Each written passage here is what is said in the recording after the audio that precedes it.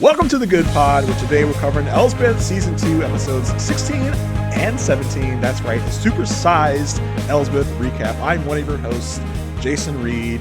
With me, as always, the other part of this podcast, dyad, is Marissa Garza. Marissa, you good? I'm good. I'm glad you studied your vocabulary prior to today's podcast. Oh, listen, I'm no Wagner. Okay, I know what I'm supposed to know. Okay, so I'm hip to the jive. You would be well versed with your coverage on other podcasts. I think this is a land you are. Yeah, I'm hip to the jive. Okay, I'm hip to the new lingo these days. With you kids. Okay, hello fellow teens is basically what I'm saying right now. Okay, so listen, guys, out there in Good Podland, this is a very special episode of The Good Pod for many reasons. First of all, because we are covering 2 episodes at once, which we used to do in season 1, but now in season 2, this is the first time we're doing it. And y'all, it's because of Marissa. Marissa had to take vacation to Disneyland, World Peninsula, whatever. But this is...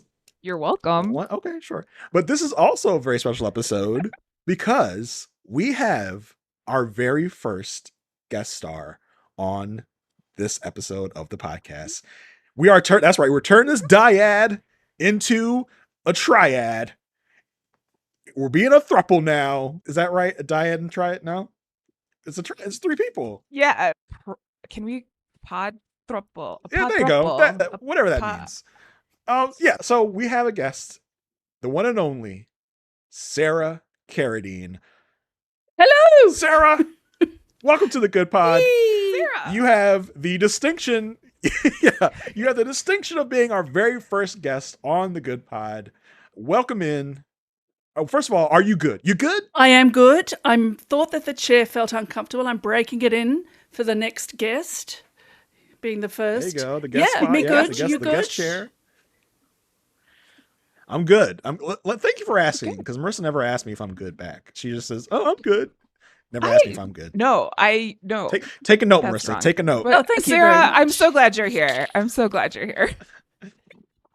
So she can have someone to bounce off from Yes. me, to give her a break from just my antics. Yes. Sarah, do you want to fill us in on your history with Elsbeth? Are you an Elsbeth exclusive watcher? Did you watch The Good Wife, where Elsbeth is spun off from? Give us because listen, for those that don't know Sarah Carradine, she is the epitome of a true crime junkie. She literally has a true crime podcast. So is that what led you to Elsbeth, or were you a Good Wife watcher you flowed over? Good Wife. I can't bear her. I can't watch her. I couldn't watch it.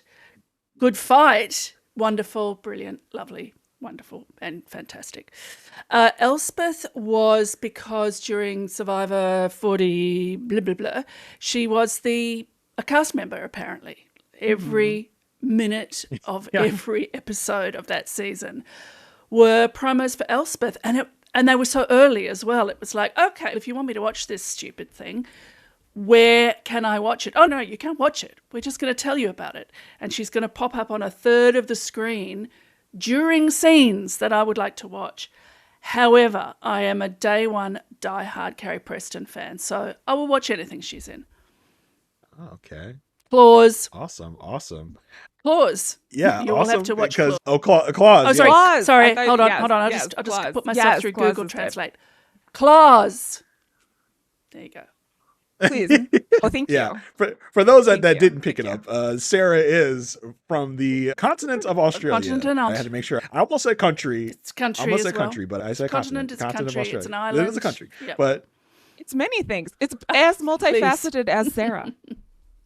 my gosh. But yeah, good day, mate, to Sarah. Yeah, I guess is what I would we say. Don't say that. Okay, we don't drink. fine. So Juliana Margulies is your no She's way. my no way. She and Nicole Like, not doing Kidman that are with my her. 2 no way. No way. Can't do it. Won't do it. Oh wow. Good luck to Nickers. She has a fantastic career. She doesn't need me to watch her in all the things that she does. I hold no animus against her. She was fantastic in To Die For, but you can't ride To Die For forever. To me, there's too much acting and not enough facial expression, and I just can't do it. Wow. So when you go to an fair. AMC theater, you have to wait until all the trailers have gone. You have to wait until the Nicole Kidman thing has finished. You got to go right when the movie starts. You can't sit there for the Nicole Kidman. This is where we come to, what is it she says? This is where we come to experience magic or something, whatever she says. Maybe she doesn't go to the cinema in Australia. Well, I don't know if AMC theaters is a It's thing. not. In But if I was in America, I would have to follow your lead. In Australia, yeah, we go to the theater. Yep. Cinema. But yes, like in Australia, okay? Like, Yeah, but I just didn't know if she went to the thing and showed up there. If Sarah's doesn't show up, but I show up. if Sarah's in America, you have to come get her after the Nicole Kidman thing. All right, Come you in come now. in now. Like, Text she's done. me. She's off the screen. She's gone. Just safe. Send her a text. Martin Knickers. Yeah. Yeah. So before we dive into 16 and 17 here, we want to remind you guys some free and easy ways to support this podcast. We would love it if you would review and rate us. If you are listening on a podcast catcher like a Spotify or an Apple Podcast, you can and should leave us a 5-star review and really help us get into the eyes and ears of more people. If you're watching on YouTube, you can always hit the thumbs up button, and everywhere you're watching and listening, please subscribe wherever you're hitting that subscribe button so that you can be the first one to know when we have a new episode coming out. We really appreciate you helping us in any way that you can. If you just want to talk to us about the show, you can always email us at thegoodpodfeedback@gmail.com. So yeah, let's get into episodes 16 and 17. We are in the far long stretch of the season. We have 20 episodes. We're almost at the end. All thoughts on this episode from both of you? Whoever wants to go first. I don't know. Look, any Elsbeth is good Elsbeth as far as I'm concerned. I have dropped the big bad, although they picked it, a spoiler, they pick it up at the end of 17. So I think it's been too long between drinks. We should have had more breadcrumbs, if I give a note. However, it's very enjoyable in the Poker Face Columbo tradition of we know how it happened and then we watch Elsbeth figure out how it happened, which is delightful.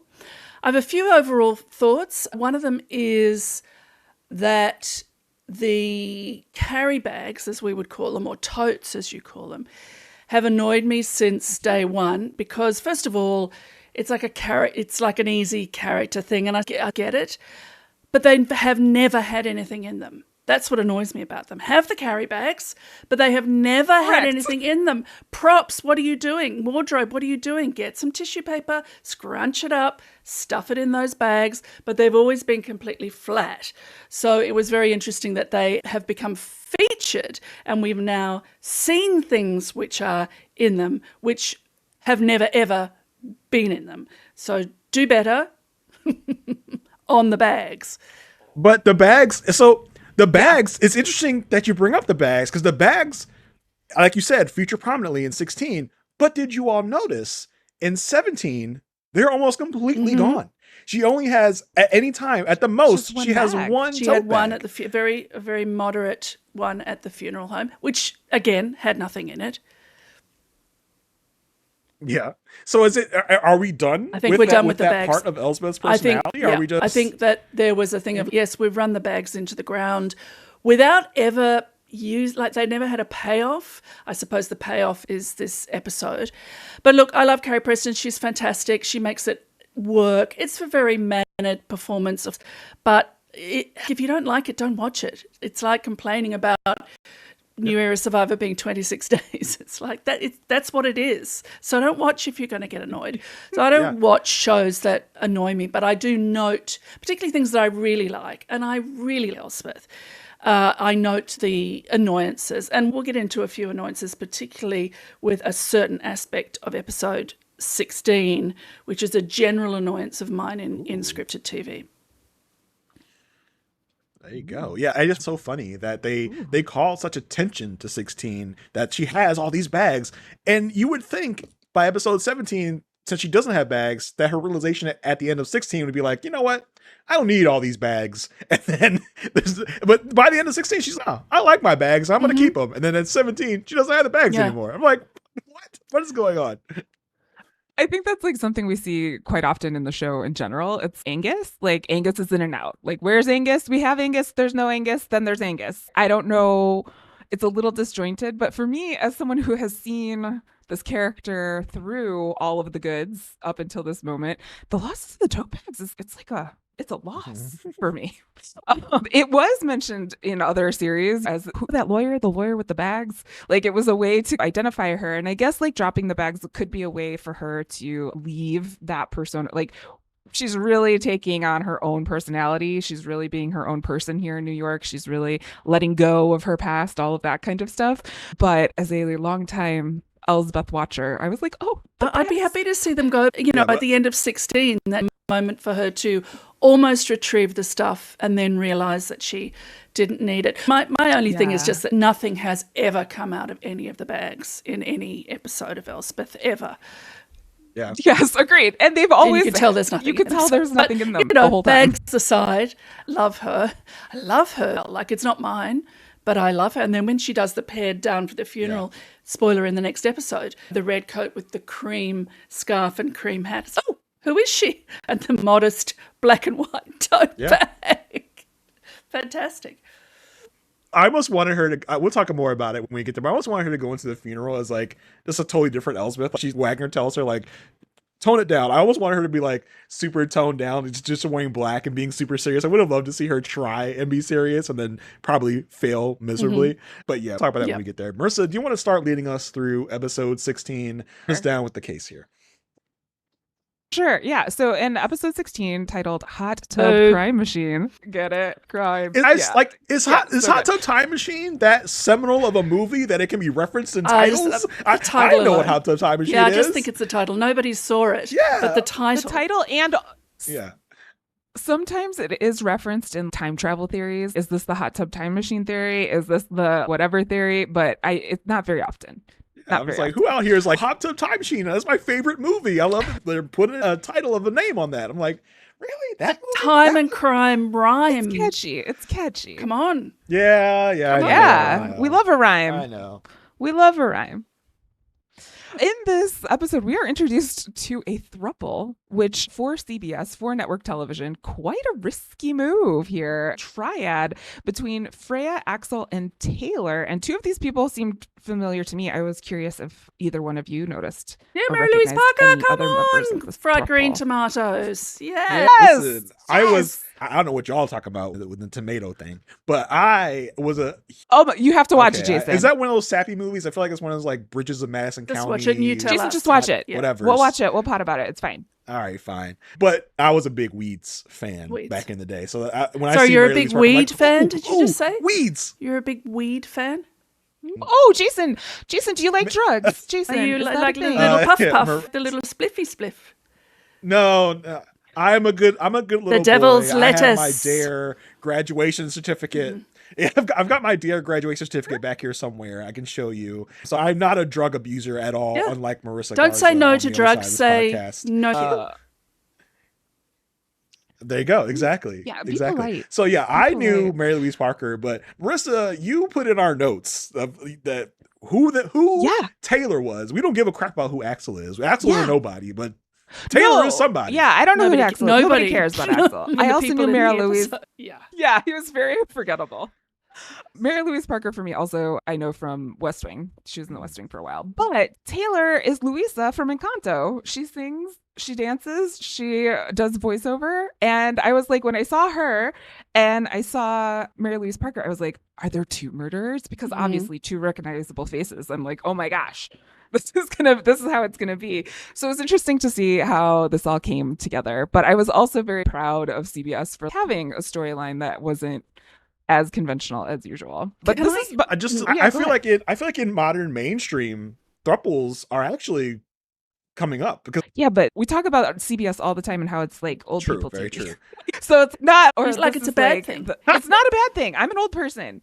Like I don't think it's bad, but like my parents watched this, and I think there was a moment like when Wagner is educated. I think that was educating some of the people who are watching the show about situations. Look, here's like my this. peeve. Here's my huge peeve on this episode.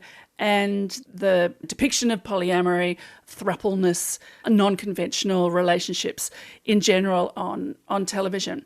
And it's that every scene that any member of the throuple is in with any other member of the throuple is sexual. They're either having sex, or if they have a conversation, they are crawling on each other, touching each other's leg, breathing heavily as they discuss their shopping list. So they can have a normal conversation. Not everything is sexualized. So that to me was a little bit of a minus. And the other thoughts are only in a man. Marissa, have you ever noticed? That's the acceptable face of Throuple. Yes. However, having said that, I don't see a problem with it myself. I just gotta say, we are modelling. Look at us. We are. Look at the screen. The fact that Discount Lily Sobieski also is in a poly relationship, I thought was fantastic. Very understated. You could see it coming. It's not Serena Sutherland. Is this because I'm a lesbian? She's been queer coded right from the start. I'm sorry, I should say her proper name, which is Michaela Diamond. Detective Edwards. Michaela Diamond. Oh, the actress. Okay. Yes. Yeah, that's her. Yeah, but I do think screen name. Yeah. Yeah, but I do think, and I take your point, Marissa, that this is CBS. Like this is like we're talking to a lot of grandparents out there. But I do think the Kings in all of their works have been very like progressive, and they will do this. And this isn't even the first time. Like we had a non-binary person in the other episode who just what happened to B? My notes. I miss B. Bring B back because. Obviously, with Cara Patterson being pregnant, we don't need SpongeBob SquarePants. We get boring white guys. Sorry to all the boring short white guys out there, but you don't need representation. B was fabulous. That's the performer's name, and I thought they were written really well. And I thought the contrast between whatever that character's name was. It was Officer Nikki Reynolds. The conflict between their aesthetic and Elsbeth's aesthetic, and Elsbeth trying to find a way in, because we know she always tries to find a way in. You think, oh, Elsbeth, you're not going to find a way in. And then they're coming together over the dog. I thought, great, B is going to be the new, as you could say, but done and done. Boo. Yeah. Bring back B. Yeah, hopefully they come back. That was disappointing. Yeah, I definitely want them to come back because they give an interesting point of view to a lot of things that could go on in Elsbeth's world. But to have SpongeBob SquarePants be here and be like, okay, you don't really bring much of anything to this world. You don't really color it in any type of special way, which I do hope they bring Nikki back because I love Nikki. It seems like they're almost doing what they are doing now, what they used to do to the detectives. Now they're doing it to the officer sidekick, which is, I don't know if I love so much scrambling around. I would like some more permanence to have someone in that Kaya role to stay there, whether it be you give us Kaya as the all the time detective and you make the officer revolving. I'll take that, but I don't like so much revolving where there's so many new characters coming in and out, which it doesn't give that amount of permanence to me. And I hated the fact that it seems like the sacrifice that we made by making Kaya a detective is she's not around a lot. And I don't like that. She's like, pregnant. I want my Kaya pregnant, back. Jason. She's pregnant in real life. That's fine. I don't care. Oh, and we can't do the usual hide behind a tote bag thing because the tote bags are Elsbeth, so she can't have a tote bag. Exactly. That's why she has to be on the tip line the whole time, which we'll talk about it. But just to get the major premise of the crime that's happening here, we got this throuple. We've got Freya, Axel, and Taylor, and Axel and Taylor are like all over each other, but Freya is feeling like this is a very imbalanced relationship, and she has to be like the type A in the relationship, the Capricorn. As a Capricorn, I can say this. And she's got her calendar out. She's like looking at the calendar. She's like, I don't really have that much time on the calendar. Sorry, she also is being portrayed as this universe's Marie Kondo. A calendar, which is a situation. Piece of board and pieces of paper. A minimalist would do it all on their phone, surely. Just saying. Oh, don't you think? Very true. Don't you very think? True. But were there 44 things on that calendar? Screen freeze it and count? What sort of recapper are you? No. Listen, one of the calendars, one of her 40. She loves her calendar. She loves to have it written out. But yeah, you're right. She does. Freya goes to Taylor and says, hey, we're so glad you're part of this marriage. Here's a gift for you. And for that ugly box, come on. What? Which had things from both of them in it, which we didn't see until like later, because I think she goes and takes the hair out of there. Well, she took the necklace. She took the necklace that Axel gave her. Yeah. The brushes were unbelievable. absolutely unbelievable. Sir, I think you need to maybe go to the doc. Maybe it was because he was getting poisoned. He was losing his hair. Maybe that's why there was so much hair in the brush. But don't you clean your brush? That could be. You should, but I don't feel like Axel is someone that's going to be very cleanly. But he lives with the Marie Kondo of the world. It makes me wonder, like, why? I know it's a TV show, so I shouldn't really question it. But I'm like, why were Axel and Freya ever together in the first place? Because it seems like she hates him. So it's like, how did y'all even get together to make a couple in the first place? She needed to love him. You're absolutely right, Jason. That would have been much more questioning interesting if she loved him passionately and then killed him, as opposed to hated him and wanted him out of the way.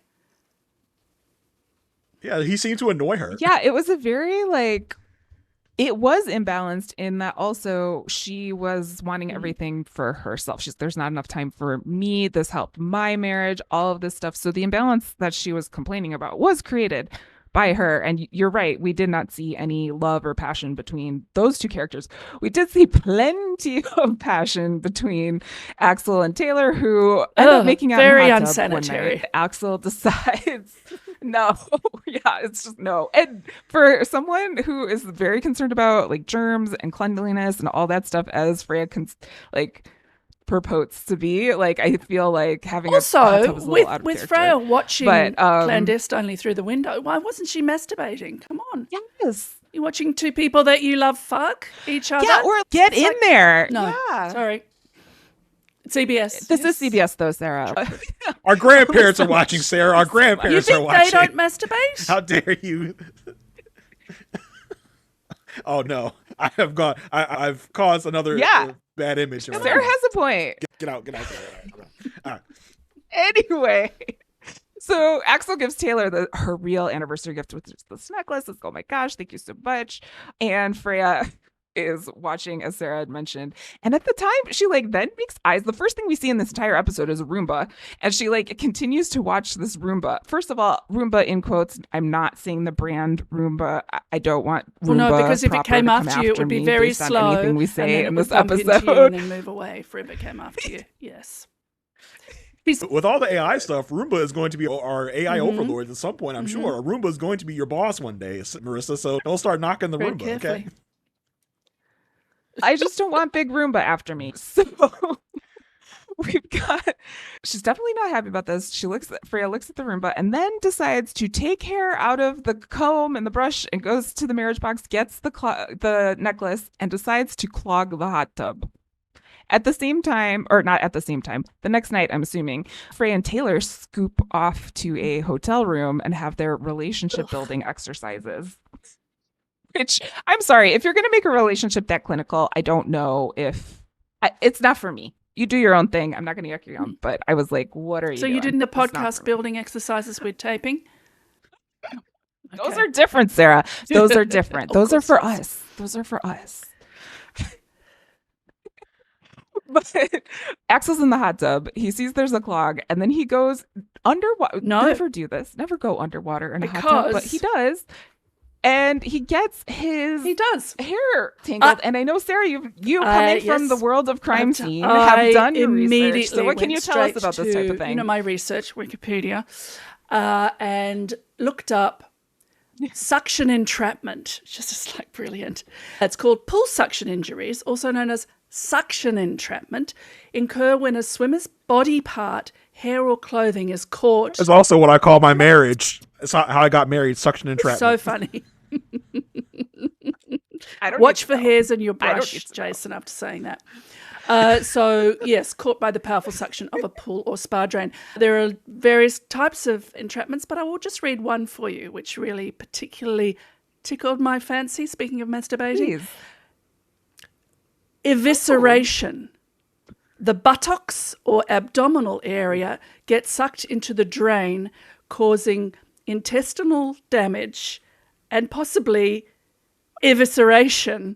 Evisceration being the removal of the inside of you to the outside of you, where it shouldn't be.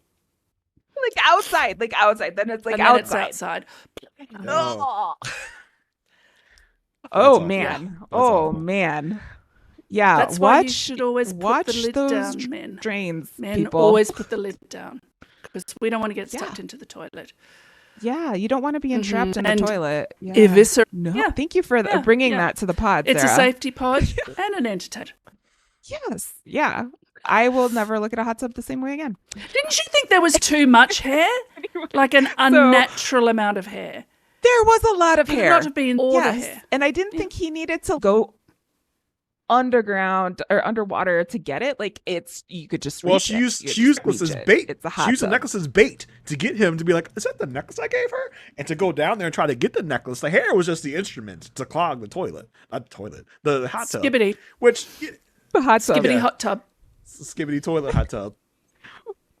That would be like, that is a skibbity. You know, toilet. Freya would have been real upset if Axel had grown a brain cell. I was just like, let me just drain the water and then get the necklace out. Like, she'd have come home and be like, yeah, the thing was clogged. I drained it and then got this necklace out. How does this necklace get in here? And I got all the hair out. I can't believe how much hair there was. She would have been It's a pissed. secret necklace, though. So But she counted on Axel being- That is true. I sort of think that they took the stink off it slightly by the fact that Freya was not to know about the necklace. So, yeah, it was more that he get it. Also, he's dumb. Yes. So, Yeah. You know, he's a dude. Excuse me. A dude. You're you're a dad, Okay. not a There's dude. a difference between All a right. dude. You're a dad. It's like a dude. I'll let it Yeah. pass. I'll let it Just a pass. dude. Anywho, this is a very complicated situation because we've got Axel in one place and we've got Freya and Taylor in another place. And while they're having their relationship building exercises, Freya's like, oh, wait, hold on 1 second. I get a notification that there's a clog in the hot tub. Oh, okay, let me turn on the Roomba so that the Roomba goes over and switches The switch illegal and switch. closes the cover on the hot tub and basically, traps in Axel Too many into the hot methods. tub. Too many killing methods. There's a lot going Too on. many. It was 'Cause he could just drown. You Yeah. don't need to put the cover on top. and especially like this cover because we learn it's like Mhm. the cover of all covers. When Freya and Taylor return to the apartment, Taylor immediately notices something is wrong because he didn't clean up after himself. Something wrong, and they find Axel dead in the hot tub. Elsbeth arrives, of course, looking for Kaya. She's like, "Where's Kaya? I'm at a crime scene. Where's Kaya? I need Kaya."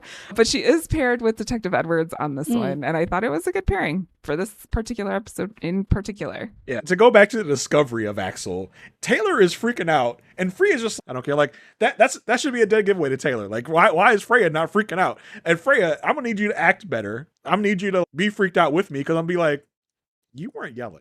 You see a dead body, you're not yelling. That's weird. It did a lot of things messed up and wrong here, like a lot of our suspects do. But I was just like, you should act up, maybe. I don't know. Scream, yell, something.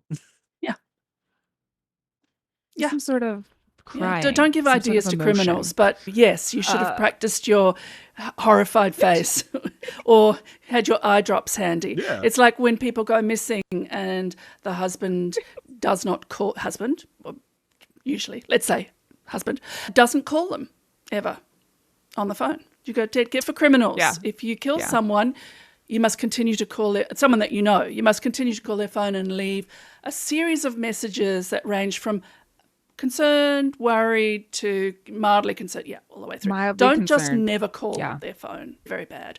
And same here, when you discover the body, have a reaction, any reaction, some reaction. Yeah. Would be a surprise. I would have liked A it to something have would have been worked. taken longer for me But to yeah, find the she body. is. Like a day or two. But yeah, I see that. and then we'd have Axel soup. We'd have Axel soup. That would be a smelly tub. Really, his fingers must have been real pruny. His everything was probably real pruny at that point. Ugh. He'd been in there for a while. Detective Edwards on this case does find out that Axel has been to the ER a dozen times already due to a bunch of what seem like murder attempts. So something is going on here. Someone wants Axel dead It's for Freya. sure. We just don't know who it is yet. Or as Elsbeth says, what? Thanks, Sarah. It's the with the most It star is. power. Yeah. Yeah, always. Yeah. Yep. Our good friend, the coroner. What's his name in real life? Like, I forget this guy's name. I'm really bad with characters, Sarah. Mm-hmm. For someone who recaps the podcast, I'm really bad with character names. I just call him Coroner Guy. Coroner Guy his name's comes Cam. in He's and Cameron. he gives his. Coroner Yeah. Cameron. Yeah. Cameron comes in and tells everyone that Axel drowned, but he also had broken skin on his knuckles. So there was no blood. So the question is, who did he fight? What did he fight? And they decide to go back to the crime scene. Sarah, in your extensive coverage of crimes, does this seem on par, normal, abnormal?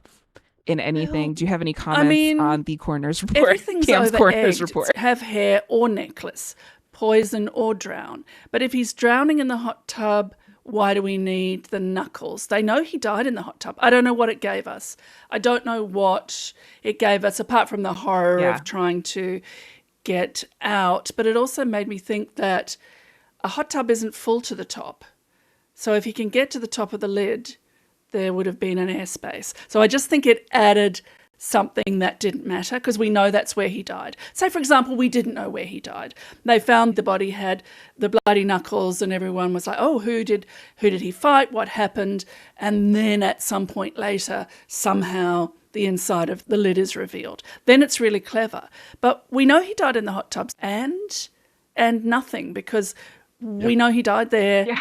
In terrible, drowny, hair-pully agony. It's interesting that both these episodes have I just think live people in enclosed spaces. That's what links them together. Very true. Yes, very yeah. true. I think they did the cover thing just to have fun with the Roomba of it all and to give her a way to close it. Because I do think you're right. Like in real life, he probably would have had that airspace to be like just trapped in the hot tub, and he could probably still. Cause it's not like it's deep water in this hot tub. He could just be like have his mouth up to the opening and just be trapped in there and wait till they get home. Hey, that would have been funny. No, but it is hot water. It's hot water. So if the thing is on and there's hot water, there's steam that's collecting between. But don't you ever do a steam? Don't you ever steam? So I don't know if he would have had that beautiful steam. Yeah.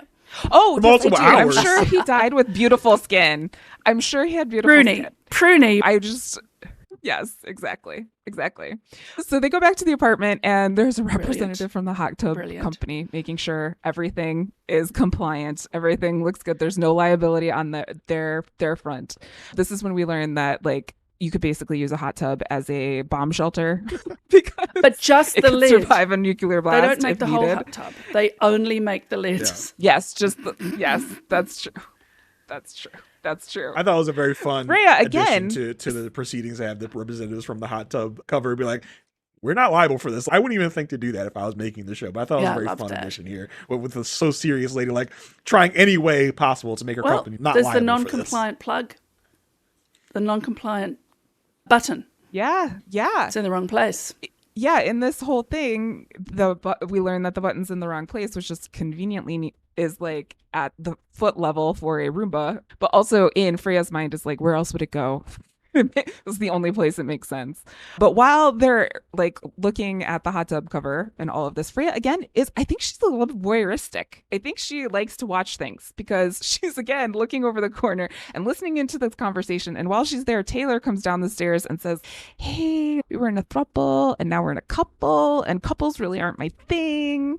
And Freya's freaking out because she's, no, I can't lose you too. We can't leave. We'll find someone else. Like right now, think about this like from a job interview perspective. Hello, hi. Would you like to join our company, our group, where the other person just died in a hot tub? I don't know, but Freya's really looking to move. Yeah. Yeah. We move fast. We move fast around here. I do like when they were like talk about the cover, and Freya just I'm gonna show them how this happens. She does the boop boop on her phone. Oh my God. She activates the room. Oh, that's how it happened. It just so happens when you were all here trying to figure out how the cover got closed, it just coincidentally happens. It happened exactly how it happened here. Isn't that crazy? I at one point be like, if I was Elsbeth or Detective Edwards, I'd be like, did you just do that? Did you just try to show us what happened? That would be suspicious to me. I would be like, that's pretty weird that this. And the show of emotion. Oh yeah. She's, oh my gosh, I can't believe I did that. And it was like, you had more emotion there than when you found your dead husband. Yeah, they're like Taylor seems more upset about this than you. And Freya's, I am equally as upset as Taylor. I'll have. So now she has preserving the moisture. Yeah. Now she has to be like, now I have to show this big amount of emotion to show that I really did not cause this, and I'm shocked that I am the one that kind of had the Roomba going, oh, it was me, I'm so sorry. I thought that was pretty funny. I loved Mary Louise Parker's acting in these scenes where she was like just so deadpan, because it feels like how a minimalist person that would be in this type of situation would act, unemotional in a way. So I really loved how she portrayed that. Is she a minimalist, Jason? Yeah, it's always fun to see her. Oh, we'll see. Ooh. She might be. She might be a hoarder. Back at the station, we have We have hot tub representative, hot tub cover representative. We have Roomba representative. We have Elsbeth, Detective Edwards, and Wagner. I love Wagner. All around the table talking about what this could be. And what an absolute gift. Character and the actor are. Oh, I love it. Yes. Yeah. And we learned the consensus here is it must be user error. But also there's this question of there's a lot of hair that was caught in this trap. And how long would it take for that hair to accumulate? And both representatives are like 5-6 months. Like they know that this would be. So this gives them cause to test the hair. And then we get Wagner's education. Mm-hmm. On polyamory and how relationships can look and everything. And Detective Edwards calls him out and says, but we're not judging. Wagner, like, no judgment. And it kind of gives him a little bit of pause. I enjoyed this moment very much. Yes, 10 out of 10. No notes. Yeah, I love that Wagner. Yeah, we've seen Wagner be open before. And I love that he does the whole, like my family tells me, we listen and we don't judge. I'm like, that's like a trend. That's not really a thing people say, but whatever. Anyway, but I love that, number one. But that's totally a thing a dad would say. Totally. I love the progression of Wagner of not understanding, putting his foot in his mouth, but not in a incredibly offensive way. And then we'll see later how he handles it down the line. And I love that also Elsbeth is, through everything we've had, including the non-binary detective or non-binary officer Nikki, how Elsbeth even was still open. Like Elsbeth is our hero, and she's not just a hero because she can solve crimes. She's also a hero because she is a very open person. She's very like non-judgmental. She's very go with the flow. She's not a Wagner type that would be like, I don't understand these things. You can tell she does her research. You can tell and that may also come from having an LGBTQ son and how she has had to maybe that at the time challenge some of her notions, challenge some of her thoughts. And she has really learned how to be more open in her thoughts and judgments. Yeah, because the scene closes with Wagner asking her, like, did I say something wrong? She's yes, you did. Yeah. Like, yeah, totally. Learning and growing. Elsbeth takes the... Learning and growing. Oh, yes. Yeah, yep. We are. Yes, as always. Elsbeth decides to return the Tupa, aka the Roomba, over to Freya's. And this is where Freya decides, okay, it's time to go through the totes. She's had enough with the totes. She's using this kind of as a distraction with Elsbeth. This is where we learn, as we talked about earlier, everything this woman apparently carries with her that we had no clue about. Did anything in here in these 67 items surprise either one of you? No. I think this was a missed opportunity. Yes, I agree. Because they could have had some really fun stuff in there. Yeah, and I just felt like none of it was really like special or interesting in a way. She had two of those little toy things where you open up and it expands or whatever. But nothing in there really, nothing in there really made me go, oh, like that's crazy that she has it in there. So I feel like it was really a missed opportunity there to really show us something fun and interesting about Elsbeth and why she keeps things. If this was another show, you would have dove in so much deeper into why Elsbeth has all this stuff in there, what it means for Elsbeth. We scratched at it a little bit, but we didn't really dive deep. Like, why do you feel the need to keep all these things with you? I feel like this is another show we would have really gone into why she does these things, but that's not. She had that great line of, maybe I just like to have my things with me. And I thought, maximalism. She dresses in that way. She lives in that way. She talks to anybody, as is going to be a payoff in the next episode where she just happens to talk to someone on the street. And then later they're going to give her a bit of good intel. So it makes sense. But I just think there wasn't enough thoughtfulness into what was inside the totes, and also whether each tote has a different collection of things. So is it the tote that's got the files that she's reading and the books that she's reading and her Kindle and whatever? Is there the one that has the half an avocado with cling film around it? Is there the one that has a cardigan in case she gets cold? It's like there wasn't any... I'm sure there was thought. Sorry, props people. I'm sure there was thought. But just could have been a little, I don't know, it could have been a little more interesting and unexpected. I would have loved to have seen the sprinkle file in this tote somewhere, because it's mentioned later in the episode. We'll talk about it with Kaya's storyline a little bit, but that's something that she would have with her, or something to have to do with a past case, or I don't know, a baseball, or something that signifies some of the cases that are here. Because I don't know if you're aware, Sarah, have you heard of what's going to happen at the end of this season? Have you heard? I know there's season 3. Okay, yeah, do you sure. want to know anything about? I don't care. There's going to be an explosion, guest stars from throughout the season. An explosion of guest stars, yes. Yes. So from all of our past cases. So I thought exciting. This could have been a way to the foreshadow Seinfeld that finale a little of it bit, but brilliant. Yeah. I liked kidding. the only thing that was, and maybe once they thought of that, they stopped thinking about what else to put in there, was the Mother's Day card from her son that Freya points out is misspelt, which is like a brilliant character moment. Both that would make it more endearing, to any of us, even those like myself, child-free by choice. It would be very endearing to see that misspelling and the child's handwriting, and particularly the mother herself, Elsbeth, and then that Freya not only wants it to be discarded, but once it's going to be kept, points out the misspelling with some disdain. I thought it was very nice. They worked very well together, these two. They didn't have it wasn't juicy enough for me, their relationship. Yes. In the writing, in the acting, it was great. It's true. We didn't have enough time with them. Yep. Yeah. Agreed. In this scene, Freya does let it spill that one time she worked with someone who lived in a $20 million carriage house that had deviled egg plates. This will come into play later, but it was just a very random way to drop this information. And she is so courteous and tells Elsbeth, don't worry, I will dispose of all of these things for you, which I was like, that's weird. But the tests come back on Axel's hair. Yeah. Guess what? It's Axel's hair.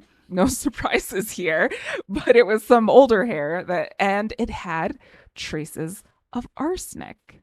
Arsenic seems to be something that shows up on the show quite some time, a number of times actually. But this goes back to everything that Edwards had brought into the case, saying that people have tried to kill this guy a number of times. And Detective Edwards thinks that it's Taylor, because all of this happened after Taylor joined the Throuple, and Elsbeth thinks it could be Freya. They're like, let's bring in Taylor. Let's see what happens here. But this is where Wagner does take the moment to call in Detective Edwards and say, okay, listen, I was wrong before. I listened. We listen, but we don't judge. And it was a nice moment between the two of them, especially given everything that Wagner's been trying to do to seem more human to the people in the station, to be more vulnerable. I thought it went very well. Taylor's getting interrogated. She said she would go to the hospital every time Axel had to go to the hospital because Freya was afraid of hospital germs. So that's why she was there, not because she was trying to kill him. Sometimes the weekly meetings would get heated. So there were some disagreements between Freya and Axel. And Freya would also make tea for each of them after the gym, and it would be individual cups. And Taylor tells them that one time she tasted Axel's and it tasted bitter. So like arsenic? Yeah. Pretty if you taste clear. tea from your murderous spouse and it tastes sweet, it's antifreeze. If it tastes bitter, it's arsenic. There you go. On a post, I would write that down. Put that on a post, save it. Sarah's giving you lots of safety and tips. clues about how to kill people. But there you go. We also questioned Taylor about the charges on the charge card for self. Very. I thought this was lazy, but also weird. I was just like, I don't know why we need to have this mysterious charge be the thing that's like the cornerstone. Normally, I mean, but it ends the up writers being don't just have that. bank statements, but normally in a bank statement, the line is the company that you're paying. Kennedy Self-Storage, so I might say right. Just saying. They had a nice thing about self-care and why would it be that much? And I said, have you seen her? It's not enough for the upkeep of that. But look, with many things in Elsbeth, you have to just suck them up like a Roomba and move onwards. Yep. I love that. And also in Elsbeth fashion, these two women let this woman know, hey, guess what? You might be involved with a murderer. Eyes up, pay attention, be careful.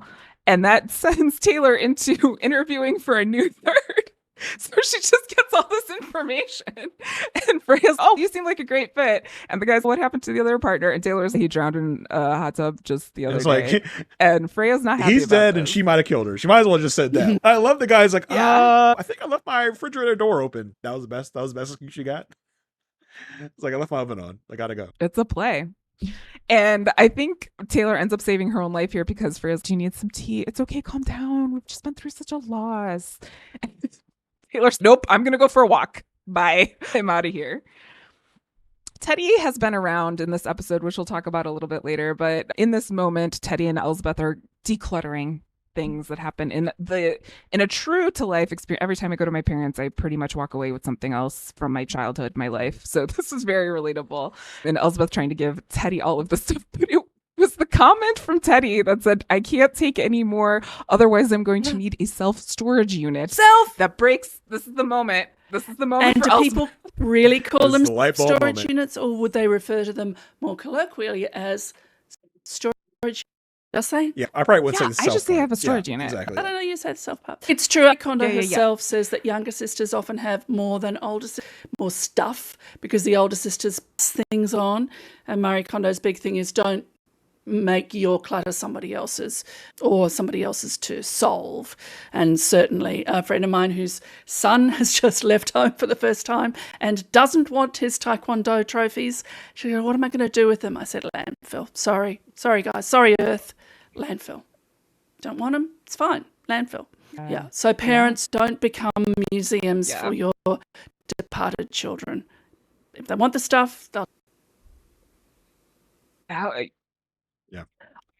Yeah, I have this nightmare every time I go over. I'm like, oh my God. But I think they should. We're going to have to do I need to speak to your parents. I'm going to say, give Marissa a deadline, after which everything of hers that's still in the home, landfill. You don't need all that stuff, Marissa. You don't need. I am the older sister, so I'm guilty of doing that. You are guilty, and you don't need all that stuff. You really don't need all that stuff. You are perfect and whole in yourself. You don't need that stuff. You don't need it.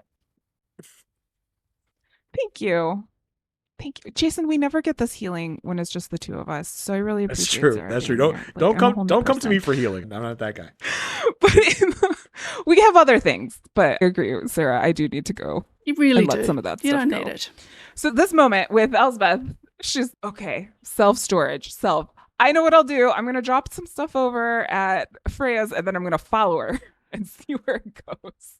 And it works. She basically brings her to the self-storage unit and then says, this also was crazy to me. It was like, okay, also thanks for mentioning the carriage house because we learned that the carriage house was from the 1800s and it had flypaper in it. And we also learned that if you soak flypaper, you can get arsenic. Did we need all of that? I don't think so. That was so specific. We got that detail. It was so specific. It was like, that's exactly what they were looking for. Like, why would you know that's exactly what you were supposed to be looking for? Yep, we found it just like we thought we would. The jar with the soaking flypaper. Like, why did you think you'd find that in there? But hey, it's a 42-minute TV show. We got to wrap this stuff up real quick. As we stand in this highly organized self, I would have loved the door to open and stuff to just fall out. It was too... Yeah, she's a hoarder, but she's a very neat minimalist hoarder. This should be, that was very Freya. That is how Freya would organize all that stuff. And we should have seen her her shadow side. Do you think like everything had a picture and a photo? Yeah. Did she like database this? Do you think she went that far? Yes. Oh, yeah. And at the end of this, it's okay. I still have Taylor. Cut to Taylor making new friends in a coffee shop. Again, she's out of here. 2 women and a man, but there you go. Slowly, CBS. Slowly. Yeah. So gay by gay, you'll get there. That was the gay by gay. Gay by gay. Love that. You could take that song from Jesus Christ Superstar or Gospel, Day by Day, and Gay by Gay it. But anywho. That was the crime. Anything we missed? Any other points you want to mention before we talk about Elsbeth and Kaya's relationship in this episode? No, I'm good. No. We didn't have Daniel K. Isaacs in this episode because I love him and it's a really, really interesting character. But we do get him in the next one a little bit, so that's okay. Oh, Lieutenant Connor. Is that his name? Yes. Yeah. He's been Lieutenant he came he came Steve, in as right? a cliche and as a foil, and I think they've done beautifully in just unpicking him slowly, episode by episode, which is what could have happened with B, Officer Nicky. Could also have happened, just saying. I mean, they're different characters, but Yeah. Listen up. If there's one thing listen to we've us, determined, great. Sarah, they do Great. listen to this podcast, the Elsbeth writers. Yeah. So it's Brilliant. straight from your mic to their ears. Yep. So anything you want to get out. Well, Elsbeth and Kaya had a little bit of a different relationship in this episode. As we talked about earlier, Elsbeth comes walking into the crime scene looking for Kaya. Kaya is not there. She's her own detective now. She has somewhere to go. There's a nice conversation between Kaya and Elsbeth in Elsbeth's office where Elsbeth, oh my gosh, let's talk about your new case. Here's all this stuff. Here's a donut. And Kaya's, hey, I got my own thing now. I kind of like the challenge of not working together all of the time. How did you two see their relationship evolve in this episode? It just seemed Elsbeth missed Kaya was just kind of I'm good. I wish we would have gotten Kaya's perspective to be like, I do miss working with Elsbeth, but I can see where I am happy getting my own shine because when I'm partnered with you, you obviously get all the accolades because you're Elsbeth, but I'm happy to be on my own, solving cases, getting my own accolades. So I wish we could have dove in a little more into that part of it, but I liked how Kaya's like, yeah, she doesn't mention I'm actually okay with this because I can show that I'm not just Elsbeth's partner. I am my own person. Yeah, no, I did like it because it's an evolution of the relationship and it's a completely authentic evolution as well, that she's moving on. She's made detective. Elspeth was her cheerleader, but also for Elspeth, she feels very involved. It has a sort of maternal part to it, interestingly, because we get some maternal scenes with her son. I thought it was earned. Again, thing that we not always in short episodic television. This scene was absolutely earned, and we understood both of them. And there was a little bit of trist, a little bit of sadness, but also that it must happen. And Elspeth has her realization as she's left with that box of pastries. No, I liked it a lot. Yeah, I did too. And I also liked how Elsbeth dealt with, not only has her relationship with Kaya changed, Kaya has she's in her own little work throuple, relationship throuple by having a boyfriend in corner man, Cameron. Let me tell you, I was mad when they're like, oh yeah, I'm her boyfriend. Wait a minute. I thought I'd when did this, missed. I was like, did I miss an I had episode? to go Am I on out the and right look episode? and see if I'd missed an episode. Yeah, why would you not show us the moments where they decide they want to be a couple? I was like, no time. That's but it's such a miss. They went to the bodega, Jason. They tried to cover it. I know, but just to jump. Yeah, they tried to cover it with Elspeth saying, "Oh, can we say it now?" or something like that. But I thought when we're talking about earning stuff, not jump earned. to boyfriend. No, not earned. Yeah, no, not at all. No, yeah, because we have not spent a lot of time in the Kaya Cam relationship. We have not spent the time to get there. Yes, we saw it from the very moment Cam was introduced, the way they were looking at each other, the banter back and forth. Okay, we could see this being a thing. But then it just was like to just throw it at us, like, all right, they're together now. Here you go. I was like, excuse me, take me to dinner first. Give me some lead up to them actually being a boyfriend, girlfriend couple. Because this is just, I feel like this is very sudden. I was just like, oh, okay, this is happening now. Great. Yeah, and what I did like about it was that Elsbeth was very controlling at the beginning. Hey, Cameron, come here. It's her birthday. Yes. Do you have anything planned? I have all of these things planned. Here's all of these things. I'm going to take care of it. Let's run this party. Let's run this thing. But then Cameron comes to her and says, hey, I got some ideas too. Like, I could do this. And Elsbeth takes a moment and goes, I'm sure whatever you're going to do is going to be just perfect, just fine. And she's able to let go and step back. And we do see Elsbeth having a call with Angus at the end of the episode, so she's also having her own romantic relationship. So I think like both of them are evolving at the same time, and it was cool just to see Elsbeth's like letting go of the mothering of the. It's everybody. I also didn't feel like we got a good payoff to what exactly Cam did. I guess he got a lot of her favorite things. Oh, we know they went up the stairs. Ludicrous. I know that part of it. That was Bethian excess. It would have been really nice if he'd done something bumbling male. Saving your presence, Jason.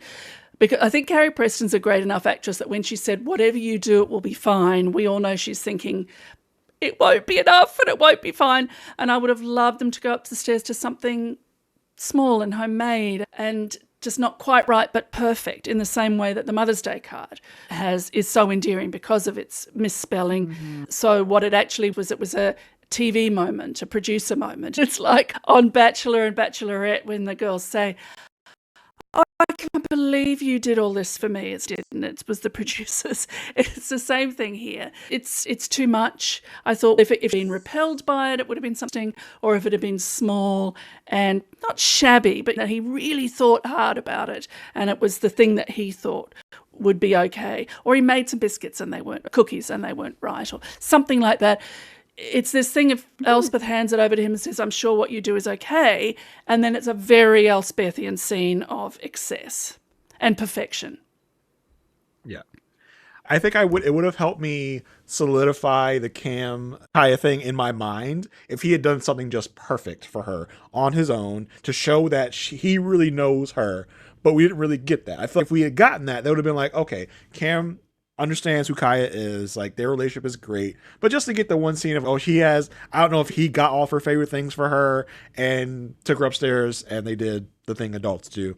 It would have been better if he had done something special for her, taking her somewhere special. Watch television? Yes, Sarah, that's like adults. Like adults.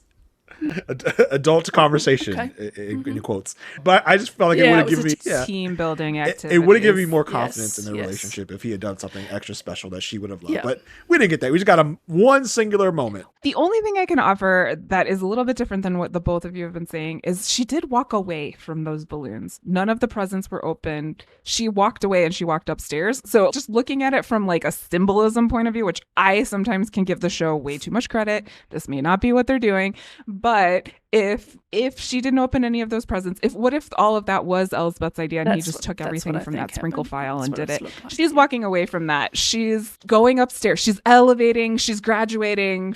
All she wants is Cameron. Bit of team building. That's all she needs. Okay. I don't know. Again, it could be too much. But love a good team building. But like I tell you all the time, Marissa, dummies like me need that explained to us to get that.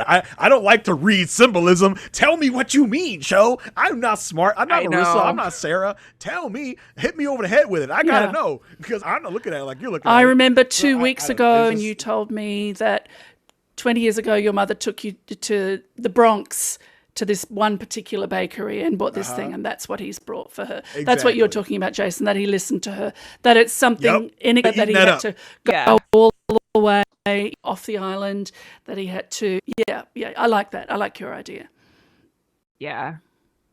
Yeah, I'd eat that up. Even like a handmade card.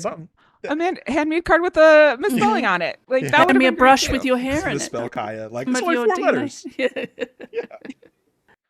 In the Victorian era, this is a history nerd moment. They would take your hair and turn it into like flowers and then present flowers of hair to people. Now you get arrested for that. Oh, they were bored. They didn't have TV. Now you get arrested if you give something of their hair. They're going to file a restraining order on you and get you arrested. Mourning brooches with the dead person's hair wrapped around. Yeah, let's speed through this Teddy and Roy segment, because Oh, hey, we have one more couple. One more couple to talk about. We had a couple of couples that we've been talk about on this question one. Mark. Oh. Yeah. Teddy was so whiny. He's always whiny. He was like, am I supposed to give up getting hit on in DC for you? Yeah, that's how. If that's your agreement, that's exactly what you're supposed to do. Yes, you are. Yeah. Yes. I can't stand Teddy. I do like how I like Teddy. Elsbeth did say to him, like, listen, Teddy, this is not about your father. This is not about me. This is about you being an adult and making your own choice. And I will support you in whatever this is, but you need to think and act like an adult. And then Teddy's, okay. Yeah. I'll commit. So I guess they're together. Enthusiastic. Yay. That was it. Yeah. Roy did get podcasting equipment, so yay, Roy. I think I'm more of Team Roy than I am Team Teddy. I'm definitely Team Roy. I don't know who could be Team Teddy, with Teddy being as whiny as he has always been. Every time we've seen him on this show. There's an interesting vein to mine that they're not mining, which is Elspeth's relationship with the non-son and how that makes the son feel. Rather than whining, there could just be more in there. Yeah, of course I want you to get together, but why are you on the phone? There's stuff like that where it's not quite there. And that was mentioned a little bit when Teddy was like, I think I love her, or I love him, but I don't know if I love him because you like him. And I was like, whoa, therapy, go to therapy. Talk that out in therapy. Do not talk about that with your mother. Tell the right person. And the right person is not Elsbeth. Yeah. So that was episode 16. Do we have it in us to do one more? Yes, please. Episode 17. All right. Ready, go. Episode 17, the 4-body problem. Stupid title. In this one, that's referencing 3-body problem. The 6-body problem?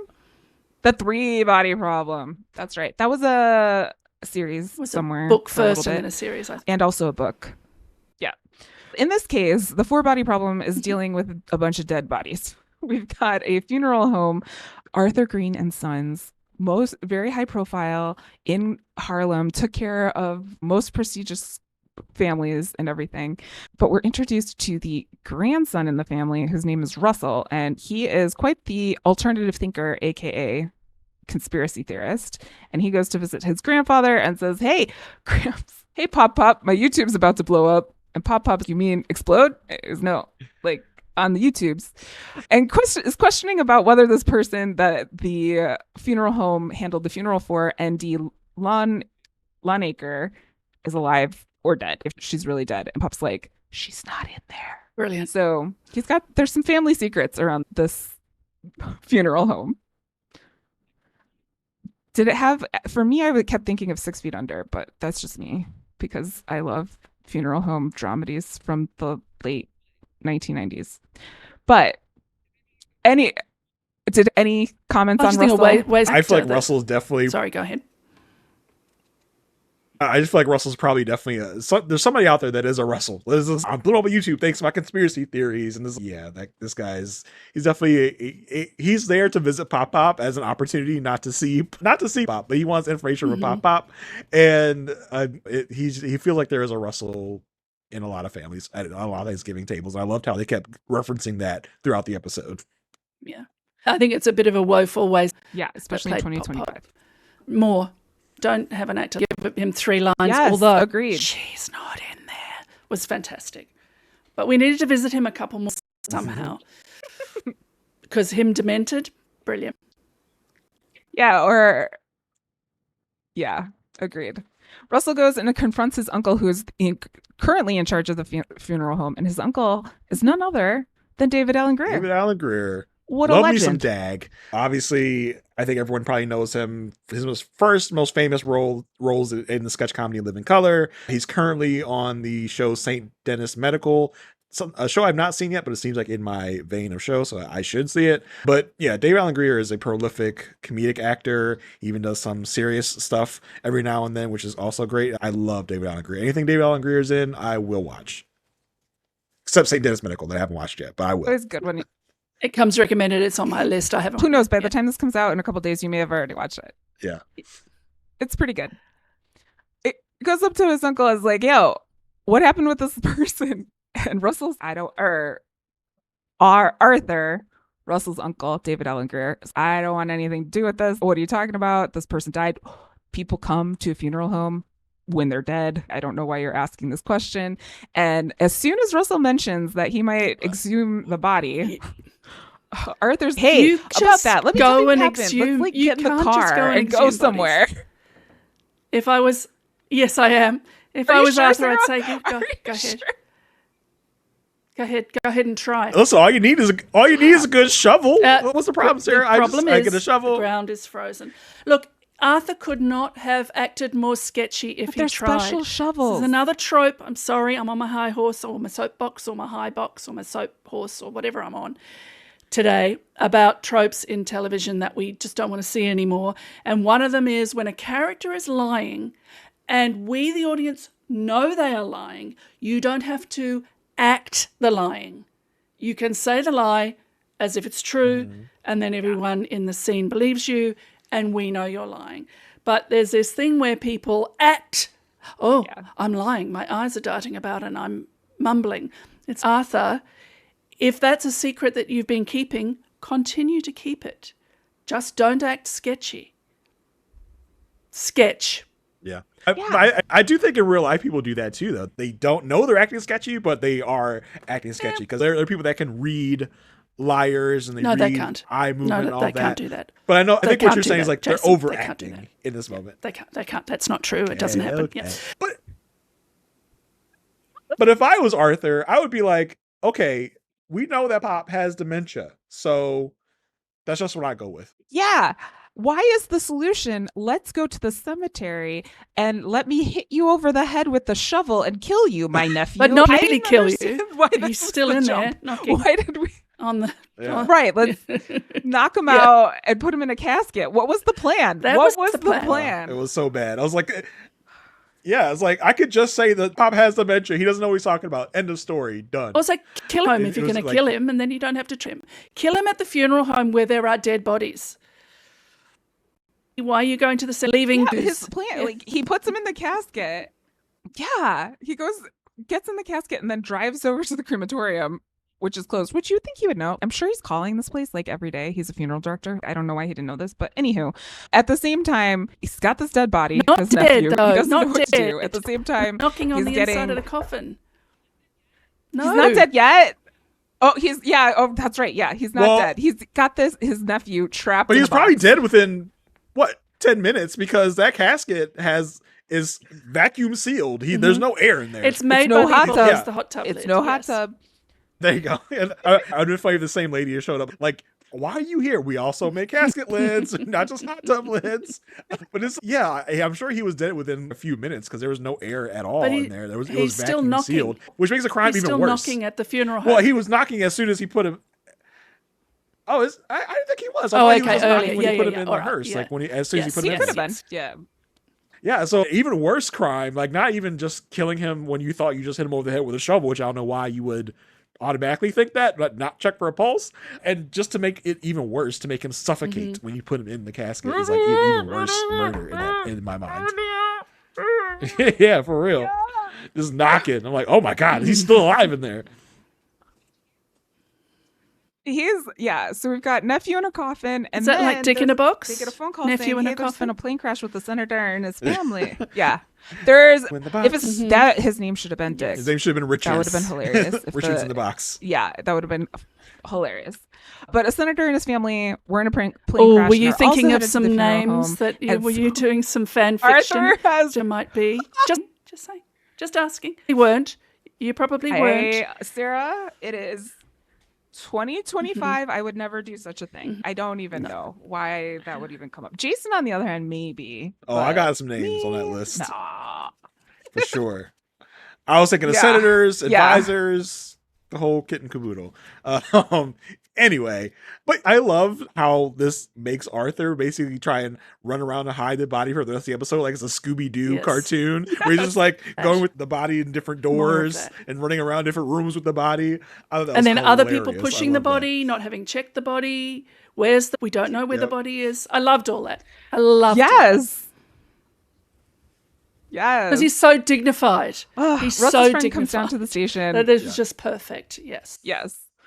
Russell's friend comes down to the station, who we learn like 15 minutes after her Barb. her introduction. Her name is Barb. Yeah, So Barb comes down to this the show station. loves to do that. And for people that podcast about the show, they have to write notes. It's just like this lady, I don't know what this lady's name is, but this lady does this and that. It's hard when you're a podcaster having to take notes. They don't introduce characters properly or on the screen. Straight to IMDb, find out the character name. Yeah. Boo. Give me a Chiron, Barb. Just give me your name on the screen, something. I don't know. If you don't, with an arrow. This one is Barb. Yeah, This is Barb. if you don't want to go through the rigmarole in the script to say, hey, Barb, and I understand how it can feel stilted if you do that. It doesn't feel natural to be like, hey, this is Barb. But give me some. I'm here A taking missing notes. person at a police station. What is the first question they're going to ask? What is your name? What's your name? And what is the name of Yeah, your missing exactly. friend? Give me something. You know? Yeah, I was tired of putting in name to be inserted later says this. Barb It's like, it's funny. XXX. I put X. So I can. Sorry, go ahead. Barb is. Yeah, no, it's fine. Barb is super concerned about Russell. I checked his location, all this stuff. Elsbeth, of course, is listening and is like, why do you have his location if you don't even have his like phone number or know his last name or anything like that? She becomes instantly hooked into trying to figure out where Russell is, who Russell is, goes to Wagner's. Okay, we've got a missing conspiracy theorist. And Wagner's, yeah, cool, you can do this. I'm not giving you a detective, but you could do it. And then this is where we're introduced to Officer Chandler, aka Ariana Grande's boyfriend, aka Officer SpongeBob Bland. SquarePants. Officer Bland. Who apparently, yeah. No, boo, bring back B. But He's super. listen, hopefully this is Yeah. another one and done, and we don't have to think about Officer Chandler again. No, they don't bring in someone like that. Like he was in Wicked. He was Bach. Listen, like if he got that job out of nepotism or whatever you call dating the main actress of the movie. Okay, Nepo Bland. they met on the movie. I should Oh, not did they? know I didn't know about that. this. I should not know that. I didn't know they much. met on the movie though, but whatever. Either way, I want to Frickin' know SpongeBob. less. I want to know less character and I want to know the actor. A box. Guess what? Elspeth. Yeah, Find your own agreed. lane. I did like how Elsbeth had to shut him up a little bit. Like That was fun. like this is a funeral home, so you have to be. it is funny because But she- Elsbeth is usually the one that talks too much, and for Elsbeth to have to tell someone to stop talking, I get that that's why they introduced this type of character into the proceedings, I but get it really didn't but do I much for didn't me. laugh. Yeah. Agreed. Elsbeth goes to talk to Arthur, who is immediately bumbling and off his kilter when Elsbeth is asking all these questions, picking up in the holes of his story. He tells Elsbeth, my family doesn't really understand what Russell does anyway. We don't worry about him. It's not there. And she's like, yeah, but wouldn't you be interested if your nephew went missing? Isn't that something you'd be concerned about? And Arthur's like, yeah, but he's not going to carry on the legacy. So he's not important to me. He's not going to carry on the legacy of the funeral home, all of these things. And he's, anyways, I was working on 3 funerals on short notice, to which Elsbeth is like, aren't all funerals short notice? So he's like getting a little tussled up here by Elsbeth. And at the same time, Barb finds or is notified of the video that Russell had left to automatically get posted if he had not logged into his computer in the morning, basically saying, if you are seeing this, I am dead. That kind of gets Arthur, again, a little off his kilter. Yeah, it's also mentioned that they are able to track Russell's phone, even though he put it into 3 layers of Cage. aluminum foil. Oh, yeah. But that apparently doesn't work. But my question is, then why weren't they able to track Arthur's phone? Because Arthur still had his phone, also put in the Faraday cage. If I'm law enforcement, I'm like, let me check. And Elsbeth has a sus on Arthur. Let me check Arthur's phone. Arthur's phone and Russell's phone were together in the same 2 locations, but Russell's phone did not come back with Arthur's phone when he went back to the funeral home. That's weird. Again, this one kind of showed me that they didn't really need Elsbeth on this one. They could have done better police work and solved the case, but it's a TV show. But I thought that was a kind of a plot hole, whereas you told me that the aluminum foil doesn't work, so then you should have also been able to track Arthur's phone. Yeah, I So I mean, was like, we so much, this is TV. cell phone stuff and the Long Island, the accused Obviously. Long Island serial killer. He has not been convicted yet, but all the burner phones that the Long Island serial killer used over the years, they've got all the cell data for burner phones, and his mobile phone is in exactly the same place. It's one of the pieces of evidence, one of the evidence that they've picked together to make the arrest. We know that now. It's like people watching any crime show, even an amusing, light, fun, slightly silly show. And I say silly with great affection, the affection of a mother towards a misspelt word. Still is good policing, and it has to know that we know a whole lot of stuff now. And one thing we do know is about cell phone information. Yeah, I just thought it was weird. And especially we as the audience. The audience, like, we are aware. And so it's like, I just thought it was weird to call out the fact that the aluminum foil thing doesn't work, but not to call out the fact that Arthur had his phone, thought it would work, and it didn't, but not to do enough to track his location via his phone. I just thought it was a little bit of a We just needed to switch it thing. off. We just needed to switch it off. agreed. Yeah. That's all. Or leave it at home. Yeah. Sorry, Back at the station, criminals. Barb. Here's some more. Right. Here's some more tips for you. Murder. Leave your mobile phone at home. Yeah. Although it will then be a bit suspicious that you did. But if they can't pinpoint you to the place, they can't pinpoint you to the place. There you go. Or don't kill your nephew. You know, if you're coming back into the United States, like also take some apps off your phone and just make sure that your phone is always secure in certain places. Like phone safety is very important. Just maybe do a Google. On it. Yeah. Phone safety, big thing.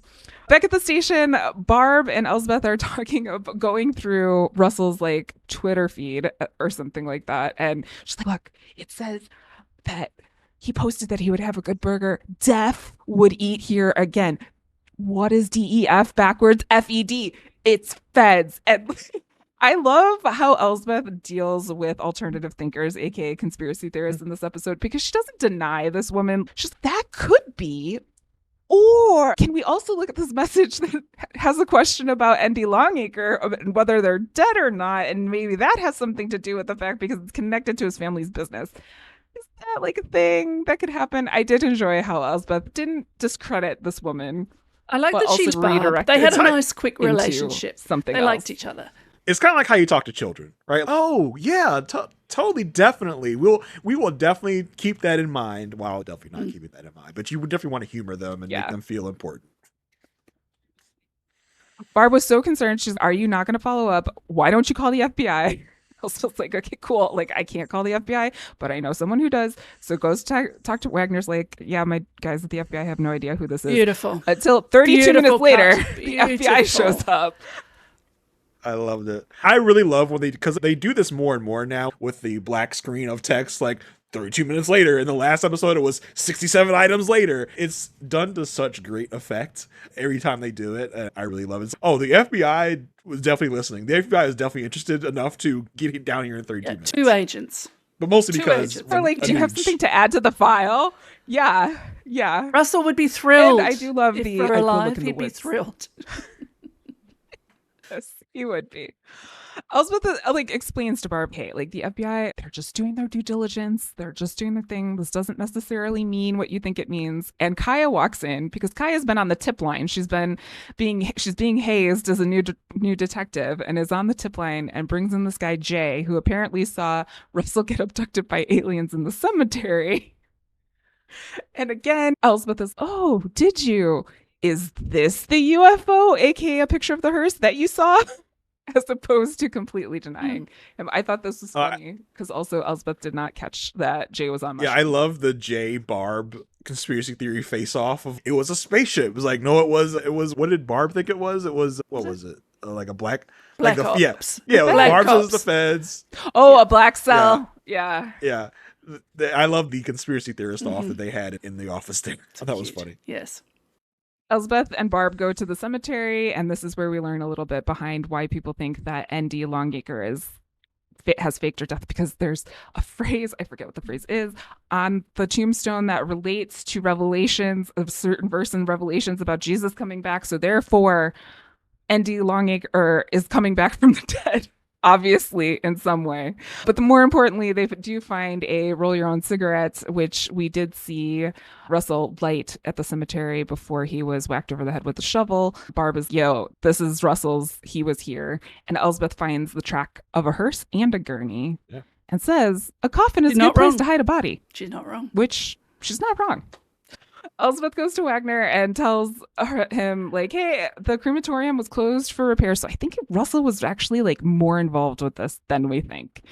And at the same time, Barb is posting photos like she's working with police. Again, there's these little moments that make it so much like funnier, like especially with the Barb's like, of course Barb is someone that would be like, hey, guess what, I'm part of this investigation, I'm working with this person that is blurred but it's obviously Elsbeth. I was like, okay, that is very funny. And this is where Officer SpongeBob gets his one good line, which is, I'm quite computer savvy, I can unblur that if you like. It's like, okay, all right, I'll give you that.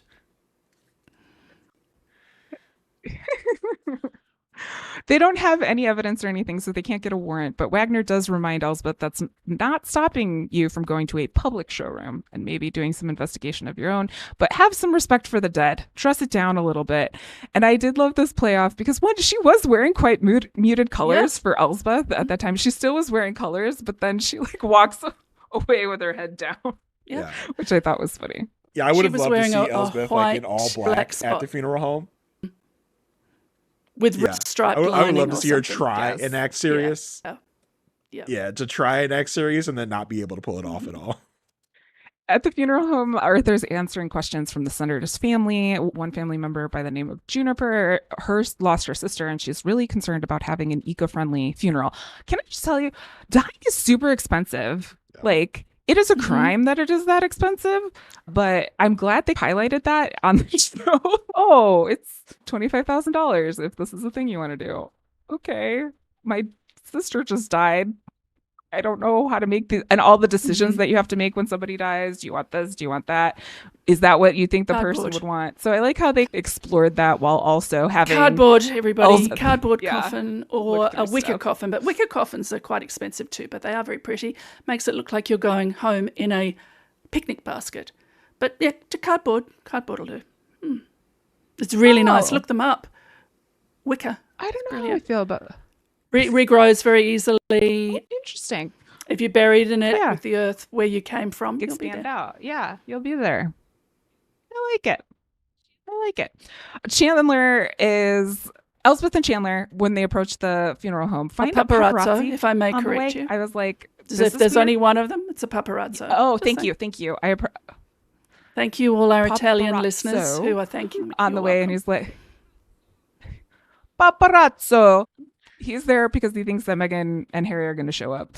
But inside, Elsbeth sees that there's a coffin in a room alone, and she tries to open it. And Arthur comes in and says, "No, this one has a key. This is a really heavy duty one." She's like, "Hey, I really think there's something up here, and I'm going to tell you about it." Elsbeth usually does, usually walks right up to the criminal and is, "This is what I think is happening. I think you killed your nephew." And he's, "Oh, okay. Let me open the casket for you and show you that nobody's in here, but there is dirt. And then let me also try to push you into the casket afterwards." Oh.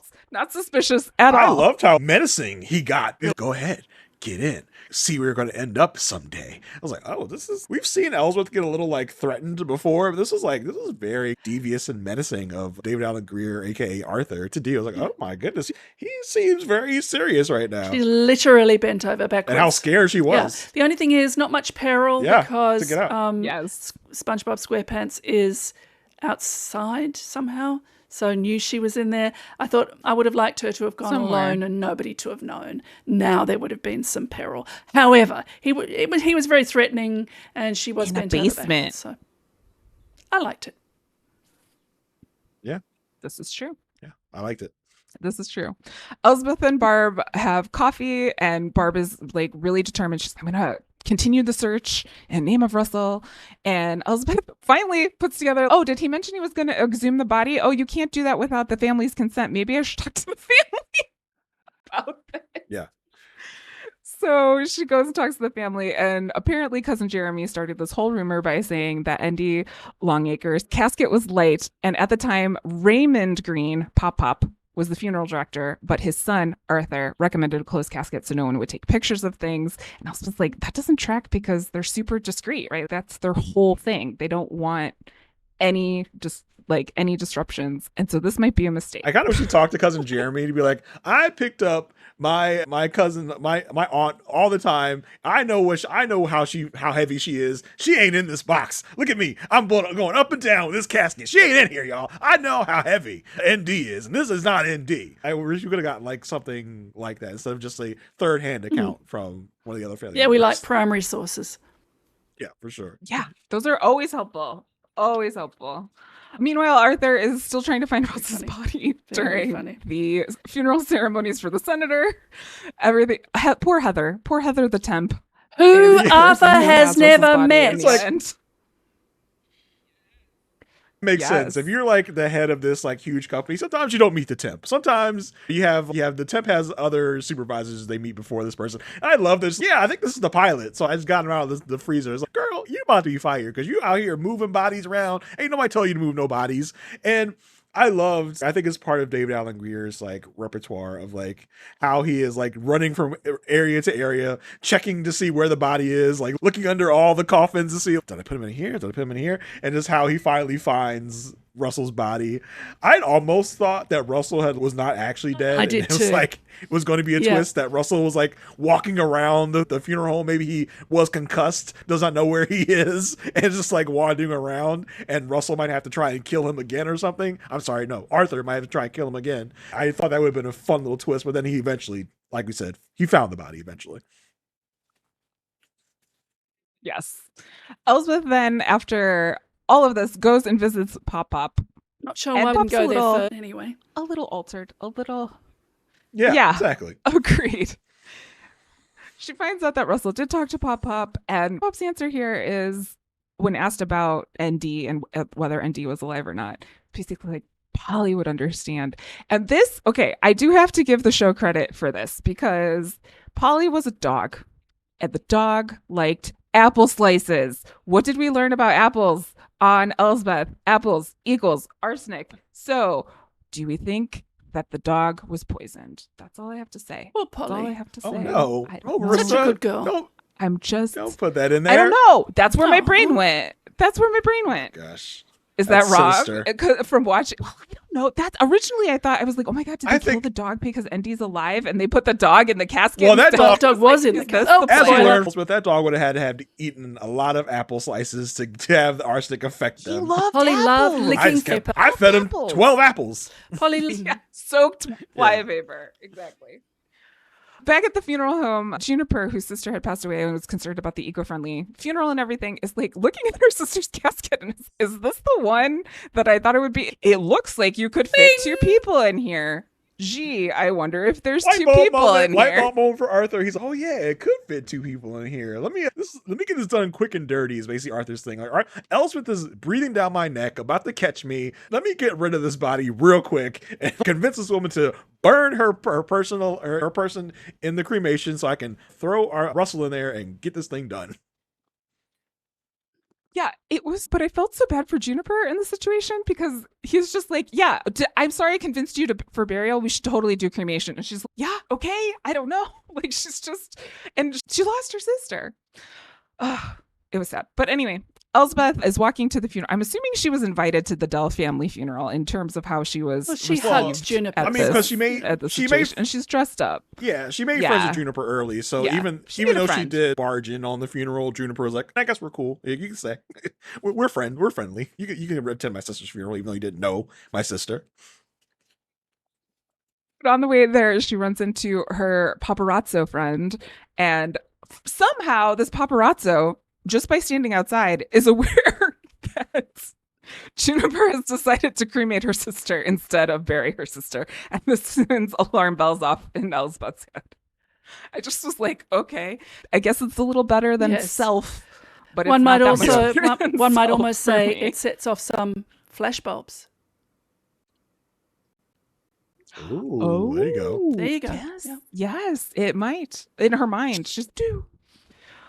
So Elsbeth rushes in. She's received as a friend. Arthur's, what are you doing here? And Juniper's, don't worry, she's a friend. And Elsbeth, cool, new friend of mine. Don't you know how bad it for the environment really cremation bad. is? Like, are you sure you want to Really do bad. this? Are you sure this is a thing you want to do?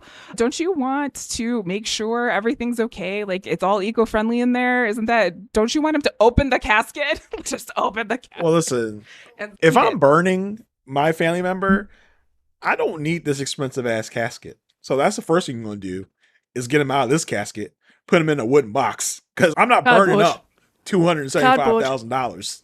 Yeah, Yeah. make Yeah. it cheap because I'm not paying just to Yes. burn something. Okay, I'm paying to bury something, which is not much better. But either way, I'm not. You're not going to burn this $275,000 casket I just bought my sister. So get her out of there, which would have just taken Arthur's thing just totally out of the realm. Maybe Arthur's like, actually, you know what? I'll give you the casket for free. Just let me burn him. Let me burn him right now. I just need to really quickly burn him.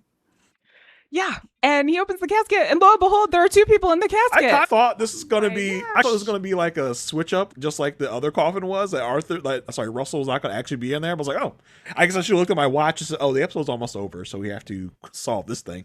But yeah, just the way that Juniper had the devil and the angel on the shoulder, like, burn it now, no wait, burn it now, no wait. It was just like with Arthur trying to convince her to burn it now. Don't worry about it. Everything's fine in there. Let's get this thing burned. Let's go. Let's do it. And Elsbeth trying to convince. I did not. I've never attended a cremation. I didn't know that there was like a whole ceremony for that. There might be or there might not be, but also you don't have see the not flames, experienced everybody. You don't see the flames.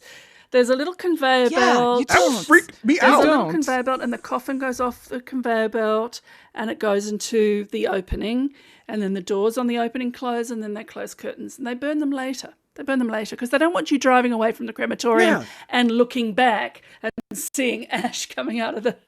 Yeah. Yeah. Like, you smell that? You smell it? That's all Linda I'm delicious smelling. raw pork. Yum, yum, yum.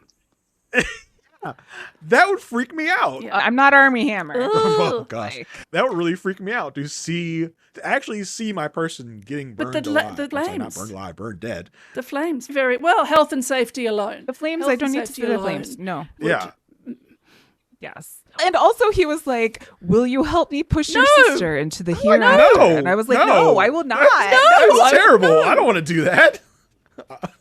I'm good. You can do it. You can Oh, leave. no, I don't want to thank you. see my loved one get pushed into the flames. You go right ahead. I don't want to watch that. I don't want to see that. Yeah, so he gets taken away. Elsbeth talks to Barb, and Barb is like, there's a chance that ND could still be alive. Elsbeth is like, no, this was a case of mixed ashes. Pop had dementia. We found ND's ring in the ashes. ND is dead. To which Barb replies, dementia isn't real. Ooh. Which Beautiful button. I just Beautiful button. was like very 2025 of Yeah. the show. Yeah, so good. Two other things in this episode. Wagner, we learned that Wagner does have a Barb in the family. In the previous episode, he did mention Claudia. I did forget to mention that. He does say, I get all of the love I need in my life from Claudia. And in this episode, he says he has a Barb in the family. So I'm wondering how that's all going to come together. But he was worried that Elsbeth would become a Barb and go down the rabbit hole of alternative thinking. And Elsbeth was like, oh, you're worried sweet. about me? So the friendship vibes are still there. And finally, the last scene, we get a I phone love call from this Detective actor. I Kershaw love this from actor. the other Wonderful. station. Her name is Jen Colella. Jen Kalela calls and says, hey, What's up? Yeah. tell me you're not going after a sitting judge for murder. Tell me that's not a thing you're doing. And Wagner's, oh, what if I am? If I was, What if that's the thing I'm doing? I didn't love this. I thought it was really like, it was a way to keep the Crawford thing in the front of our minds. But I'm like, why does Kershaw think that that's what we're doing? I didn't really get like a. I have no idea. Okay, why do you think that? Like, why would you just looking at the information? Do you see something that you might think makes this Judge Crawford a murderer? Do you have information to give? I thought it was really sloppy, and I was just like, that's not really. It doesn't really give me the suspense I think they wanted it to give me because it didn't really do much for me. I was like, I could have done without that. Like, I understand you want to remind us that Crawford is a thing and you don't want to spend the money for another Michael Emerson episode. But oh my God, Yeah. he's wonderful. but it's the tiniest of breadcrumbs. So I was just like, I didn't love that the way they did that. So it fell flat for me. And we have 2 episodes left, and so there's not a lot of suspense building. It's just, okay, yeah, Crawford's still around. There's no, I wonder what's going to happen. Like, we're at the this was the antepenultimate episode. So it's like, there's no, Where'd you get that? It's a good it's word. just, oh yeah, Crawford. It's not like we found this thing about Crawford that does something. It's just a thing. So I guess we'll be dealing with that in the next 2 episodes. Hopefully it won't just be in the last You one. didn't mention the Kaya. I would of like it to all, resolve. Which. What I felt like she had her own little side adventure. She got to interact with with the with raccoon. Mrs. Henderson and the raccoon. Again, Sarah, you've enlightened me that Kaya the actress is pregnant, so maybe they're doing a lot of her scenes ahead of time, so she has to be alone. I loved Buzz. Was that his name? Buzz, the other detective, like making that her rookie hazing to make her be on the tip line. I loved her little side adventure. But again, I think the magic is Kaya and Elsbeth, so let's get back to that in the future. I hope by the end of the season we're back to getting more Kaya and Elsbeth mess arounds like we're used to.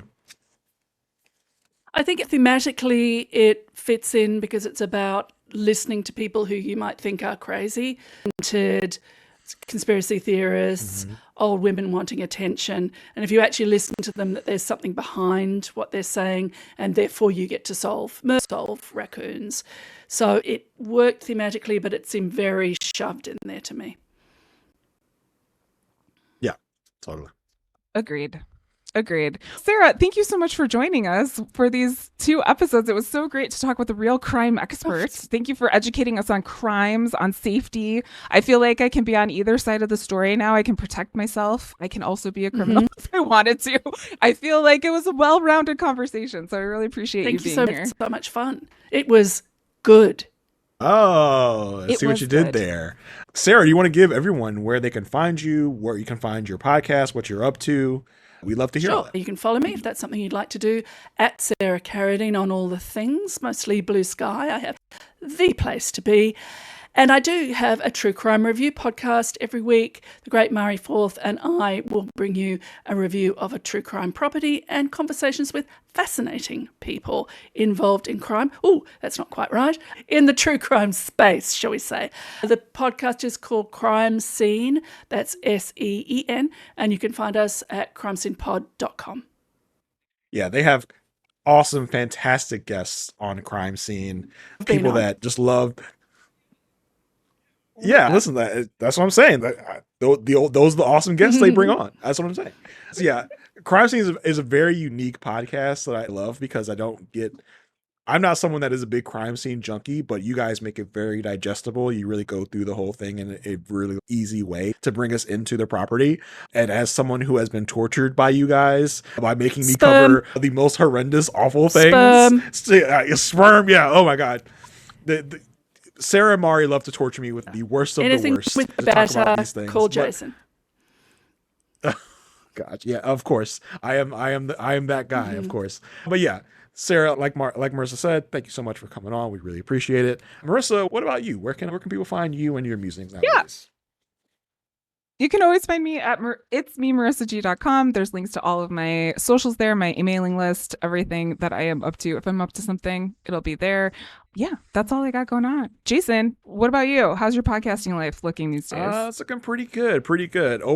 I'm always here, of course. You can also find me on my podcast, A Perfect Match. Me and Asia Welsh just started our Patreon for A Perfect Match. So we are going back into the Married at First Sight vault. We're talking about season 1 of Married at First Sight. We're having fun over there. Come join the Patreon, patreon.com/aperfectmatch. You can also find me on the We Know Scripted TV side of Rob Has a Podcast, where me and Sasha Joseph are talking about the show Daredevil Born Again. So we're having fun with that season as well. If you want to follow me anywhere, you can follow me on Blue Sky at JR33D. Yeah, and that's it for me. That's it for us. Until next time, stay good.